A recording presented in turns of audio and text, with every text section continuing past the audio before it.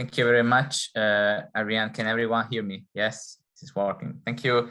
And thank you for the invitation. I'm very happy to be here. I look forward to giving this talk, and also to hearing everyone's feedback. And thank you for the very kind introduction as well, Ariane. So if it's okay, I will just start by sharing my screen. I will talk for about maybe 40-45 minutes, and then there will be time for questions, for QA. But also, please feel to interrupt me during my talk if you have any questions or if anything is unclear. So this talk, as Ariane said, I'm not a linguist, even though I work with linguists sometimes, but I'm a political theorist or political philosopher. So I'm based in the politics and international relations department, but I have a background both in philosophy and politics. I work basically across the two disciplines. I'm very interested in issues, normative issues that concern the way in which contemporary states address or should address diversity understood in its various forms. And linguistic diversity is one of the most interesting aspects of diversity, in my view, in contemporary societies, alongside religious diversity and ethnic diversity, for example. It is something I've been working on for years. And this specific talk that I'm giving today, which is titled Linguistic Justice for Non-Resident Citizens, Protecting Language Interests Away from Home, looks at these issues from a specific angle, by focusing on immigrants or non-resident citizens, to be clearer, to be more specific. So those people who leave the country of origin to move to another country, but also their descendants. I will return to this point shortly. I also wanted to stress that this talk is based on a paper that I co-authored with my Monash University colleague, Dr. Chiara De Lazzari. So we have co-authored this. I really look forward to your feedback on the central arguments of the paper. So can you see the next page? Just to check this is moving. Yeah, it's moving for everyone. Okay. To give you some background information, especially for those of you who are not familiar with politics and philosophy literature on language related issues, the main debate in political theory or political philosophy over the past 20 years or so in connection with language has been what is normally referred to as the linguistic justice literature. So this body of literature addresses a very simple question, which however has many ramifications. And this question is, how should contemporary states respond and manage linguistic diversity? Because linguistic diversity is a fact in every contemporary society. But the question of how we should respond to it, whether we should endorse it and promote it, or whether we should try to actually minimize it and reduce it by promoting one or a few lingua francas, that's the big question the linguistic justice scholars address. And they've done so from different perspectives. Some are liberal, some are communitarian, some are multiculturalists. The key point is that this is a normative debate. It's about what the state should do, rather than what society looks like, or what linguistic diversity is as an empirical fact. It's this kind of normative approach that I'm interested in. It's the kind of normative approach that also drives this paper. Now, one problem with this approach, this linguistic justice body of literature, is that it's traditionally focused on two main categories of groups of individuals. Or two kinds of linguistic groups. The first are autochthonous linguistic minorities. So think, for example, of the French Quebecois in Canada, or the Basques in Spain, the Welsh and the Scots in the UK. So that's linguistic minorities, long-standing linguistic minorities in a country. On the other hand, the linguistic justice debate has focused on immigrants. So for example, Hispanics in the US, not Turks in Germany, and so on. So these are groups which have more recently migrated to certain countries. However, the linguistic justice debate has neglected a specific category of people, non-resident citizens. So these are, as I anticipated earlier, citizens of a country who reside in a different one. This category includes immigrants, so those who actually during their lifetime migrate to another country, but also their descendants, their children, grandchildren, and so on. And of course, now you will think immigrants are also emigrants. That's correct.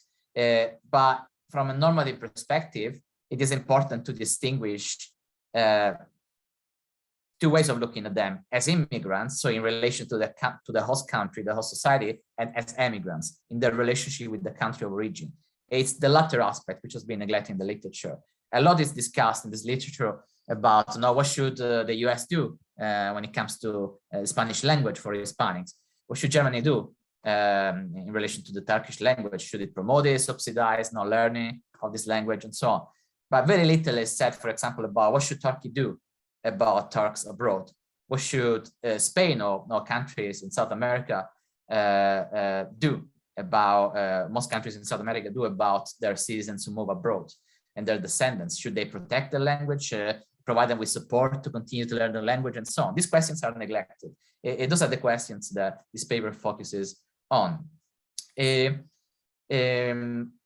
It's important to say that the paper looks not only at immigrants, those who migrate during their lifetime, but as I said, also their descendants, those who may have just been born in the country where their parents or ancestors migrated, who might have never been or visited the country of origin of their ancestors. So that's an important clarification to make. So the paper aims to develop, at least to outline, the first theory of linguistic justice for non-resident citizens. It will do so by using the example of diaspora institutions, because these are institutions which have become more and more popular in many countries around the world, across the world, which often promotes language abroad, as well as culture, as well as, of course, diplomatic relations, and so on. So this is a bit the background of the paper. Are there any questions at the moment? As I said, feel free to interrupt at any point. So, as I said, diaspora institutions. Sorry, I see someone who would like to ask a question. No? Okay. Diaspora institutions, as I explained, are the case study or the example that we use in the paper to start our normative analysis. So some of you might be familiar with the terms, but some of you might not be. So just to give you a quick summary, diaspora institutions are those formal state institutions or offices which are dedicated to immigrants and their descendants. So they are those institutions the states establish abroad in other countries in order to provide some kind of support for immigrants and their descendants. In terms of numbers, data tell us that by 2015, for example, 118 of the 193 United Nations member states has some forms of diaspora institutions. There are different types of diaspora institutions. For example, there are certain ministries which are dedicated to overseas citizens. There are interministerial committees, there are local level institutions, but there are also, of course, embassies, consulates abroad that provide support for citizens abroad. There are also quasi-governmental institutions such as advisory councils. Very important, because I come back to this later, there are also foreign constituencies in homeland parliaments. So a number of countries have specific seats in their legislature, in their parliament, reserved for representatives of the citizens abroad. So I'm Italian originally. In my country, Italy has foreign constituencies. So there are constituencies in the different regions of the world, which basically through which Italians abroad can elect representatives in the Italian parliament. And these representatives will directly represent these constituencies and their interests in the Italian parliament. So it's important because it's linked to one of the linguistic or language interests that I will return to later. Some diaspora institutions focus specifically on language, on the protection of a country's language and culture abroad. To give you some examples, the UK has the British Council, Italy has the Italian Cultural Institutes, Spain has the Instituto Cervantes, Japan has the Japan Foundation, and so on. There are many more. One important point to emphasize is that many of these institutions tend to focus on promoting their country's language and culture abroad among foreigners, among citizens of other countries.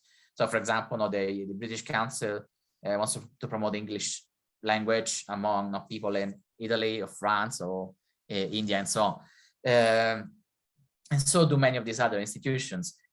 Only a few of them emphasize the language interest on non-resident citizens. So only few of them in their statements, in the key documents, in the key charters, emphasize the importance of helping their fellow citizens abroad to learn or preserve the language and culture of the country of origin. So traditionally, the emphasis has been more on promoting language and culture to outsiders. And only more recently, especially among countries with a long history of migration, like Italy, the emphasis has shifted a bit more towards actually helping citizens abroad to learn or maintain or preserve the language and culture of the country of origin. This is an important point because this is what the paper focuses on. So are there any questions so far? Is everything clear? Okay, so the question is, thank you. The question is the following. If some of these institutions focusing on protecting the language interests of their citizens abroad, what are these interests exactly? Language interests have been discussed in the linguistic justice literature and political theory. But as I said, they've been discussed only in relation to immigrants as immigrants or to autochthonous minorities, language minorities. This paper aims to investigate what the language interests of non-resident citizens are. But first, I need to give you a quick summary of what language interests are. And this can be understood as interest in language that individuals, that all of us have, because we have an interest in realizing other goals. So in a sense, language interests are never or rarely intrinsic. We don't have language interests for the sake of them, but because we have an interest in something else that we want to realize or achieve by realizing certain language interests. So to clarify this, one category of non-identity interests or language interests are referred to as non-identity interests. So these are interests which do not concern the identity of a person. The main ones discussed in the linguistic justice literature are equality of opportunity and democracy. And the argument is very simple. We need a language. We need access to a certain language or set of languages to enjoy certain opportunities in our society, wherever we live and wherever we are from. So if I'm in Italy, I was born in Italy, I live in Italy, I need to know Italian to access jobs, educational opportunities, and so on. If I move from Italy to Australia, I need to know English to access jobs and opportunities and so on. This is a very simplified picture, which becomes more complex once we start to look at multilingual contexts and societies. But the basic argument is clear. We have an interest in accessing certain opportunities, and we have an equal interest in accessing those opportunities, and we need a language to be able to do so. Similarly, we have an interest in participating in democratic life, in voting, for some people in running for office or joining a political party. And to do this, we need a language. You need to understand political issues. You need to be able to talk about political issues. You need to be informed in order to vote. And all of this requires some kind of language or a number of languages in some cases. Now, these are non-identity interests because they're not linked to the identity of individuals. Accessing opportunities and participating in democratic life are not directly related to anyone's identity. No, these are interests that apply to anyone, you could argue, regardless of their identities. In generally, those who stress the importance of these non-identity interests emphasize the fact that for people to be able to realize these interests, they need to have access to a lingua franca or a majority language. So there are scholars, for example, who have looked at the US, for example, Hispanics in the US, and they made the argument that for children of migrants from Mexico or other Spanish-speaking countries, it's in their interest to learn English and to learn English as fast as possible so that they can access job and educational opportunities in the US. Of course, the argument can be and has been criticized by those who argue that actually it's also even more important for them to preserve the heritage language, the parents' language or their ancestors' language, which is in many cases Spanish. But normally the tendency for those who emphasize the importance of language interests linked to equality of opportunity and democracy is to emphasize the need for a lingua franca. This is probably even clearer when it comes to democracy. There is this general tendency in the linguistic justice literature to say and to argue that given linguistic diversity in a society, it's always better, in order to have a functioning democracy, to ensure that everyone can learn the lingua franca rather than speak in their different languages or language varieties. So the quicker and the more we promote the lingua franca, the better a democracy will work. And once again, that argument has been, of course, criticized, but not so much. There is surprisingly a very strong convergence towards this lingua franca position. But I will not enter that debate because it would take us to in a different direction. If you're interested, just feel free to ask me questions later. Now, the second big category of language interests is referred to as identity interests. So these are interests which are more closely tied to the specific languages and linguistic identities that people have. Indeed, those who emphasize these identity interests tend to emphasize the importance of protecting minority languages rather than promoting the lingua franca. The two main categories are autonomy and life worth and dignity. So what does autonomy and life worth mean? So many scholars, starting from Will Kimlicka, who's probably the most important theorist of multiculturalism, but also an argument endorsed by others, we all have an interest in an autonomous life. And to live an autonomous life, we need to have access to opportunities, including a cultural context which is flourishing, which is not being endangered by, for example, linguistic assimilation. So a state needs to protect our language and our culture so that we can continue to exercise this autonomy. The state needs to protect our life world, not this cultural milieu, which makes sense, which gives sense and meaning to our life, and through which we understand the world. If we lose this life world, we are no longer able to exercise our autonomy, and we cannot simply switch to another life world. Now, if you are a Spanish-speaking person, in the US, you cannot simply be told, okay, just forget about Spanish language or Hispanic culture and just assimilate into the mainstream Anglophone culture. This, according to many scholars, is problematic and ethically problematic. It could lead to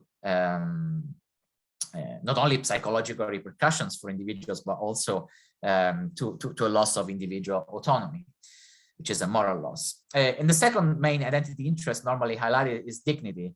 One of the most important theories of linguistic justice, Philippe van Parijs, has argued, for example, that when you have many languages in a society, but the state only recognizes one or a few of them in its institutions, in its public services, in a sense, the state is treating some citizens as second-class citizens, and therefore their dignity is undermined, in a sense. These citizens don't enjoy the same status of those whose language is being promoted. The fact that their language is neglected, that it's not used for public services, not symbolically recognized in official documents, and so on, is a threat to their dignity. And one context in which this problem is being tackled is the European Union, where, as you might know, each country has the right to have one language recognized officially by the EU, and that's a way of recognizing the equal dignity of the member states of the EU. And there are also other examples of contexts in which this equal recognition of these different languages has been driven by the importance of recognizing the equal dignity of different linguistic groups. So this is an overview of language interests in the linguistic justice literature. So how do these language interests apply to non-resident citizens? So when we start to look at non-resident citizens, so citizens of a country who have moved to another country or who live in another country because they are descendants of someone who moved to the country, what do language interests involve? What do they involve with regard to their relationship with their country of origin rather than the relationship with the host country? And also, do these language interests justify support from the country of origin with regard to these non-resident citizens' first language or heritage language? If so, why? Here by heritage language, I understand very broadly the language, not necessarily the language that someone speaks, but the language with which someone identifies culturally, even though they might not actually speak or be proficient in the language, which is one of the understandings of heritage language in the literature. So whether you are not an L1 speaker of a language or a descendant of someone who was an L1 speaker, you may or might not speak that language, you might have interest associated with the language. So what are the language interests of non-resident citizens then? So I will start from equality of opportunity.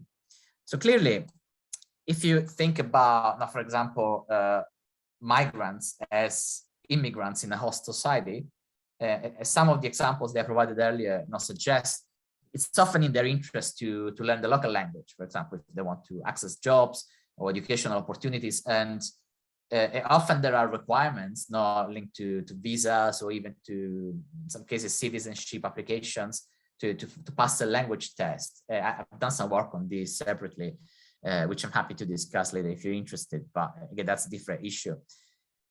When it comes to non-resident citizens in relation to the country of origin, what are the language interests when it comes to equality of opportunity? Well, it's plausible to argue that these people have an interest in accessing job or educational opportunities in the country of origin. Think about temporary migrants now who migrates from, say, Spain to the UK for a few months or for a few years, and they already know they're planning to go back to Spain. Now, clearly, they have an interest in being able to access jobs, educational opportunities, other opportunities when they're back in Spain. And many of them will not have any problems in doing that from a linguistic perspective, because it's unlikely that they will lose proficiency in the Spanish language, or if they're from Catalonia, in the Catalan language, and so on. But in some cases, there might be instances of language attrition. So many of you are linguists, obviously you're familiar with this literature, but the idea is that even in your lifetime, you may experience a reduction, a weakening, or loss of your first language.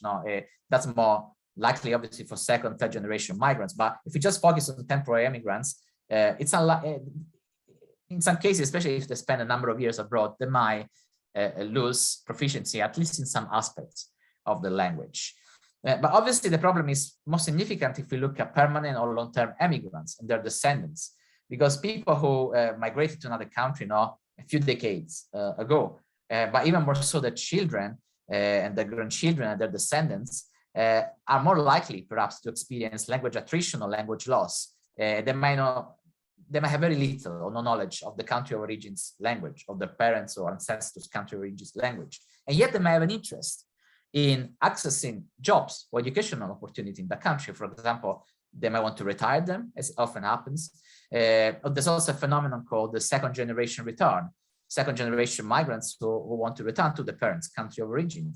So these people might have little knowledge of the country of origin's language, but they have a language interest in accessing opportunities in that country. So all of this justifies or supports the idea that these people, these non-resident citizens, have an interest in receiving L1 or heritage language support from the country of origin, so that they can then go back to the country, return to the country, and access job or educational opportunities.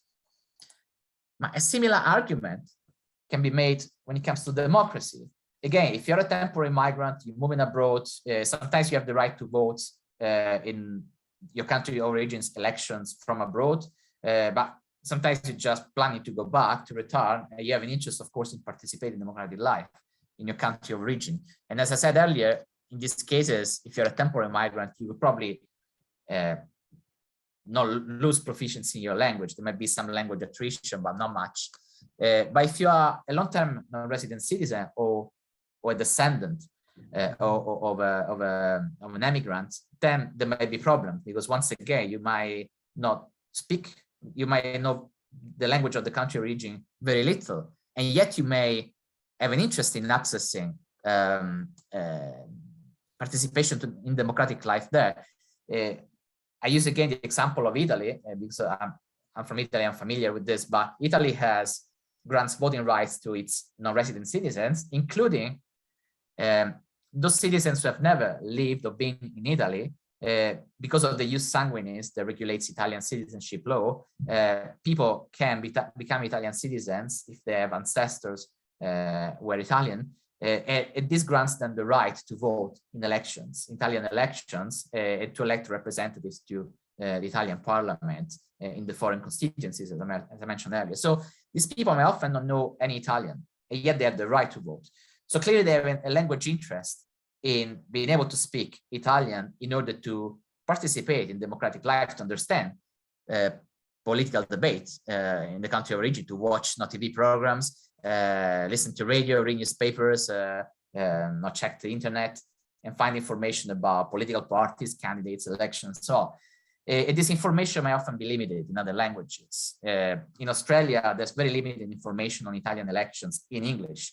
So you really need to be able to speak Italian to have a full understanding, deep understanding of political issues if you want to vote in Italian elections, if you have the right to. So once again, this seems to generate an interest in receiving some support from the country of origin, in this case Italy, but it could be any other country, in your first language or your heritage language, because that will help you to participate in democracy. The third interest, language interest that I mentioned was autonomy and life work. Think, for example, of how emigrants have an interest in preserve relationships with the friends and family at home. Now, this is obviously a very common interest every emigrant has. People want to remain familiar with the life world, with the cultural aspects that characterize the country of origin's life world. So access to movies, access to books, to literature, to songs, music. All of this is part of a person's life world. But also immigrants' descendants might have an interest in access all of that. So the children or grandchildren of immigrants might have an interest in connecting or reconnecting with the country, their country region, the country region of their parents, grandparents, and so on, in discovering or rediscovering cultural artifacts, movies, theater, opera, watching TV programs, and so on. All of this requires knowledge of the language, of the heritage language, of the language of the ancestors, parents, grandparents, and so on, which these people sometimes often lack. Now, I've met many people in Australia who are very interested, descendants of Italians or other migrants who have an interest in reconnecting with the parents or grandparents, country of origin, but obviously they face this language barrier. So these people have a language interest in receiving support from the country of origin in order to access this life world that they have lost, or that their parents had access to, but which they do not have full access to because of the limited linguistic capacities, proficiency. So once again, this is an important source of justification for language support from the country of origin. And finally, when it comes to dignity, as I said earlier, dignity is often undermined when citizens are not treated equally. Some citizens are treated as first-class citizens and others as second-class citizens. So to understand better what's problematic here, I draw on the idea of self-respect and the social basis of self-respect, which is an idea put forward by probably the most important political philosopher of the past century, John Rawls, who argued famously that the social basis of self-respect, so those things, those aspects of a society that make us respect ourselves, make us feel that we have dignity, are those aspects of basic institutions which are normally essential if citizens have to have a lively sense of their own worth as persons, and to be able to develop and exercise their moral powers and to advance their aims and ends with self-confidence. If you feel that you're constantly treated as a second-class citizen because your language, your culture are not recognized, they're ignored, or they're misrecognized by your country, by your state, your institutions, the society around you, this will have an impact on your self-respect. It will reduce self-respect. It's likely that it will have an impact on your ability to exercise your moral powers, to make autonomous choices in your life, to advance your goals in your life, and so on. So how does that relate to the discussion of non-resident citizens in relation to their country of origin? Well, non-resident citizens often have, in principle, right to access certain basic institutions in the country of origin. Elections, democratic institutions are one example that I just used when I was talking about democracy. If you're given the right to vote in your country of origin, even if you've never been there because it's your parents' or grandparents' country of origin, but as a citizen, you have the right, that access will be diminished, will be reduced if you don't speak, if you're not very proficient in the language of the country of origin. So if you don't speak sufficiently Italian to participate in democratic life in elections, to be an informed voter, in effect, you will have a lower access to the democratic institutions of Italy as a result.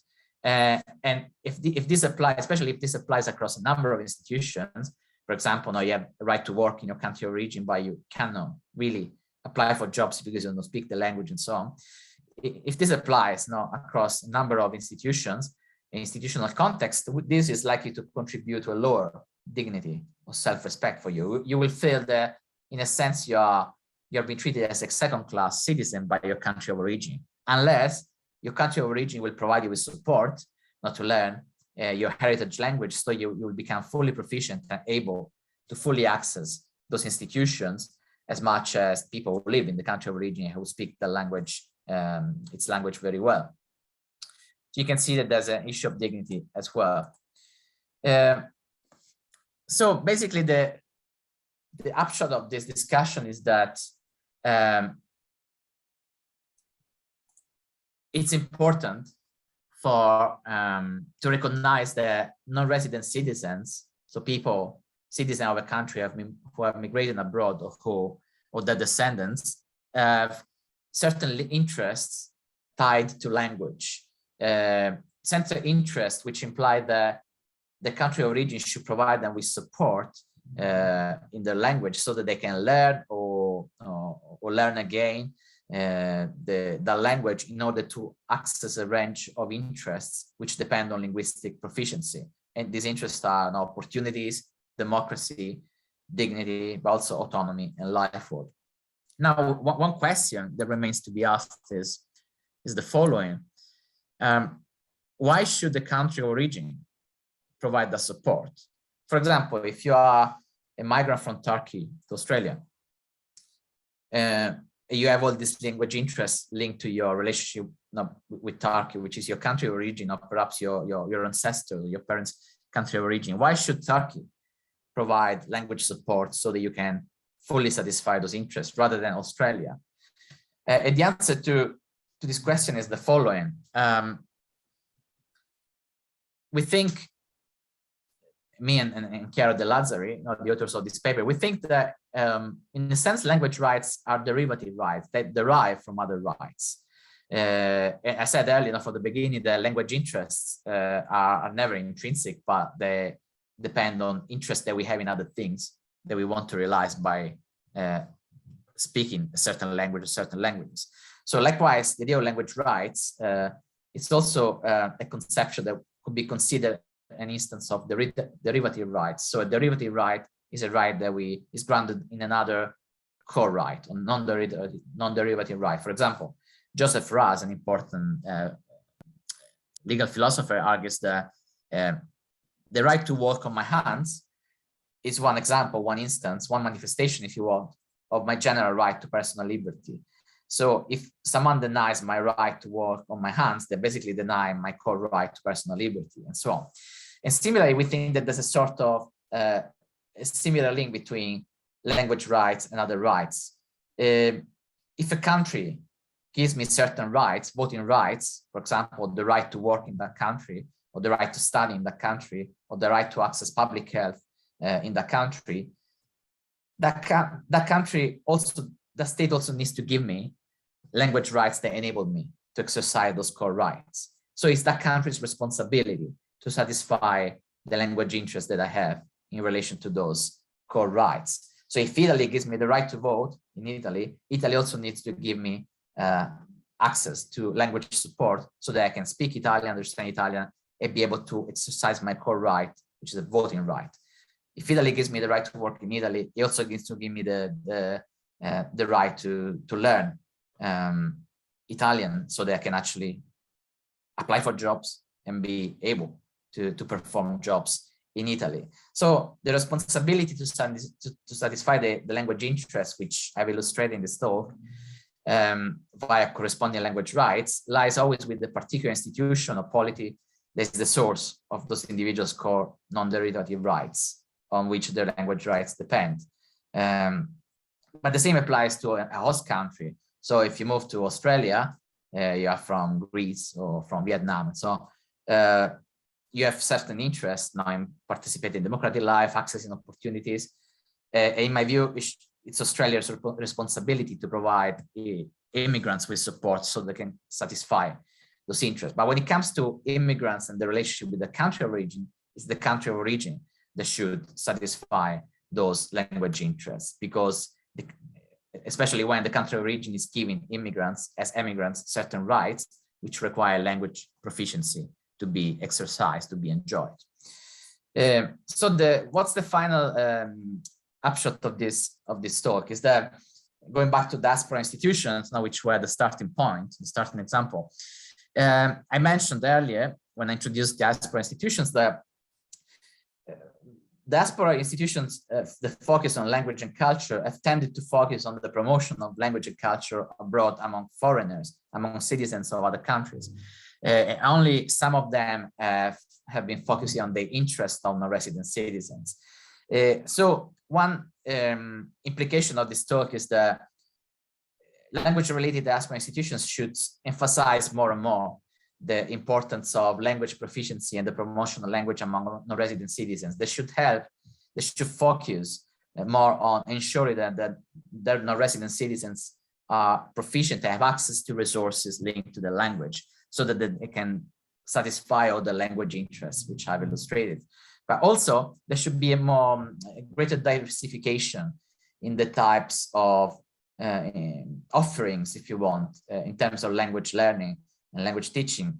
Quite often, language learning provided by language-related diaspora institutions, such as institutional culture and so on, is focused on culture, on cultural artifacts, on movies, high culture, opera, theater, literature, which is all very important and certainly can help non-resident citizens to cultivate and satisfy, for example, their life work interests. But it's also important that the kind of language teaching and language skills taught by these institutions take into account the other interests, the other language interests that non-resident citizens have, the interest in accessing opportunities back in the country of origin to participate in democratic life. So greater emphasis on these different areas of language learning will be very important in order to ensure that non-resident citizens can fully satisfy the language interests across all the different categories which I have illustrated. So my talk ends here. I would like to thank you again very much. I look forward to answer your questions, discussing these topics with you. So thank you again.